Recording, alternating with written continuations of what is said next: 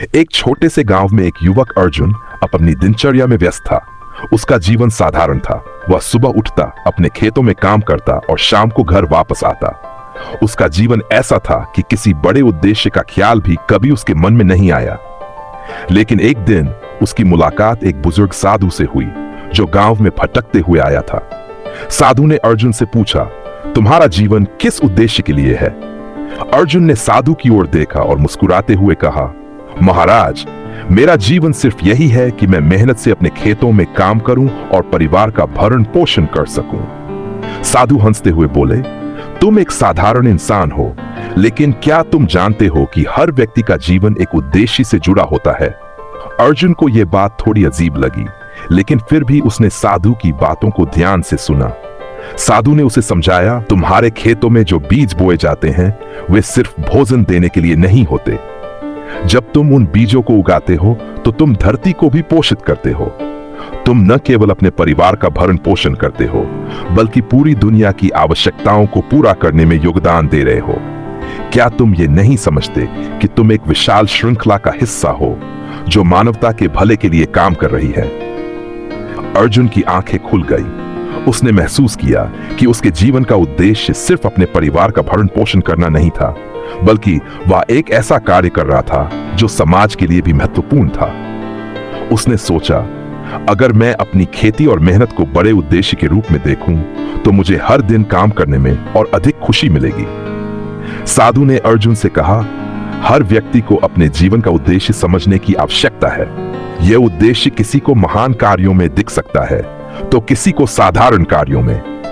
जब तुम अपने कार्यों को सच्चे उद्देश्य के साथ करते हो, तो वही कार्य तुम्हारे जीवन का सर्वोत्तम उद्देश्य बन जाता है।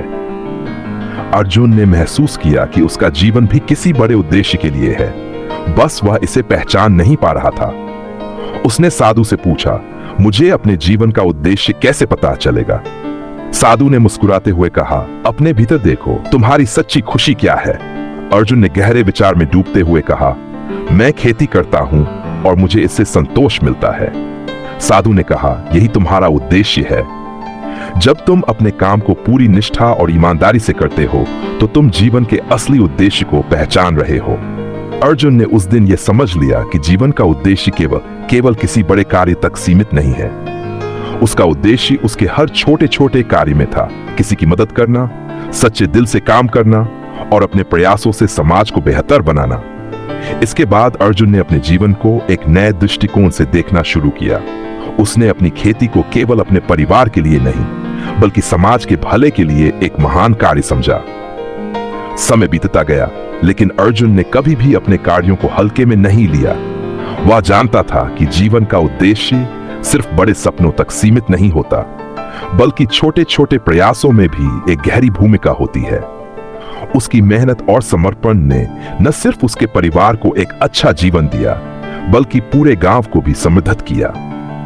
अर्जुन का जीवन अब एक उदाहरण बन गया कि जब हम अपने कार्यों को बड़े उद्देश्य के साथ करते हैं, तो हम न सिर्फ अपनी जिंदगी को बेहतर बनाते हैं, बल्कि पूरी दुनिया में बदलाव ला सकते हैं। कहानी का संदेश, हमेशा याद रखिए, जीवन का उद्देश्य सिर्फ बड़े लक्ष्यों तक नहीं सीमित होता, बल्कि छोटे छोटे कार्यों में भी एक महान उद्देश्य छिपा होता है। जब हम अपने कार्यों को ईमानदारी, निष्ठा और समाज के भले के लिए करते हैं, तो वही हमारे जीवन का असली उद्देश्य बन जाता है।